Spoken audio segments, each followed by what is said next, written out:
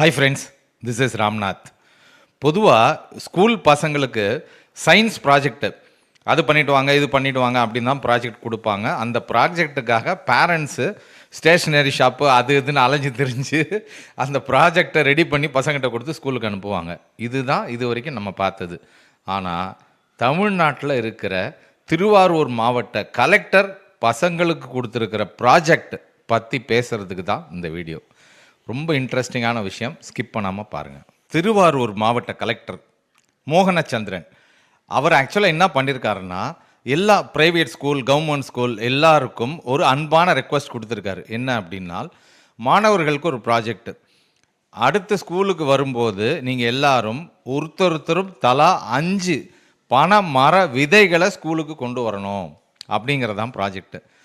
எல்லாருக்கும் ஒரே ஆச்சரியம், என்னது இது சயின்ஸ் ப்ராஜெக்ட் தானே கொடுப்பாங்க, என்ன திடீர்னு பனை மர விதையை கொண்டு வாங்க அப்படின்னு. ஸோ இதுக்கு பின்னாடி என்ன இருக்குது அப்படின்னு பார்க்கும்போது தான், பாரதிதாசன் யூனிவர்சிட்டி இருக்குல்ல, அதில் நாட்டு நல பணி திட்டக்குழு அப்படின்னு ஒரு டீம் வச்சுருக்காங்க.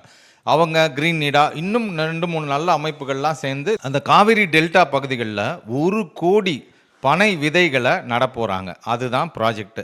அதுக்கு பனை விதை வேணும்ல, ஸோ அதுக்கு பெர்மிஷன் கேட்குறதுக்கு இந்த மாதிரி நடப்போகிறோம் சார், அதுக்கு வேணும், உங்கள் பெர்மிஷன் வேணும் அப்படின்ட்டு கலெக்டர்கிட்ட பெர்மிஷன் கேட்க போகும்போது தான் அவருக்கு இந்த விஷயமே தெரிஞ்சிருக்கு. பொதுவாக அரசு அதிகாரிகள்லாம் என்ன பண்ணுவாங்க, ஏதோ நல்லது பண்ணுறாங்கனால பெரும்பாலும் இன்ட்ரெஸ்ட் காட்ட மாட்டாங்க. இல்லைங்க அது அந்த பிரச்சனை வரும், இது இந்த பிரச்சனை வரும், அது அதில் முடியாது, இதனால் முடியாதுன்னு தட்டி கழிப்பாங்க.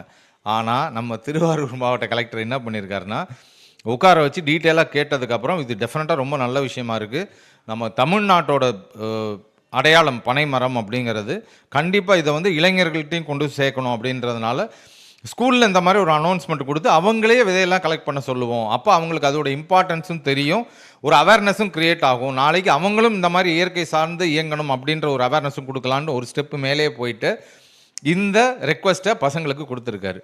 இது மூலமாக என்னாச்சு, பெற்றோர்களும் சேர்ந்து இப்போ ஆளாளுக்கு பனை மர விதையை தேடி ஆக்சுவலாக தேவைப்படுறதே 1 கோடி.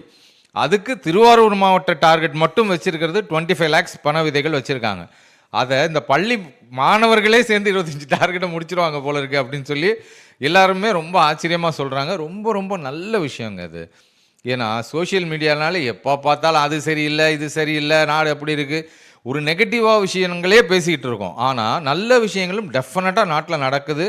நல்ல அரசு அதிகாரிகளும் நிச்சயமாக இருக்காங்க. அவங்களுக்கு சப்போர்ட் பண்ணணும், கை தட்டணும். நல்ல அதிகாரிகளுக்கு நம்ம அப்ரிஷியேஷன் கொடுத்தாதான் அவங்கள பார்த்து இன்னும் 4 பேர் நல்லது செய்கிறதுக்கு மனசு வரும் இல்லையா? ஸோ தயவு செஞ்சு இந்த மாதிரி நல்ல விஷயங்களுக்கு ஆதரவு கொடுக்கணுன்னா இதை உங்கள் ஃப்ரெண்ட்ஸுக்கு ஷேர் பண்ணுங்கள்.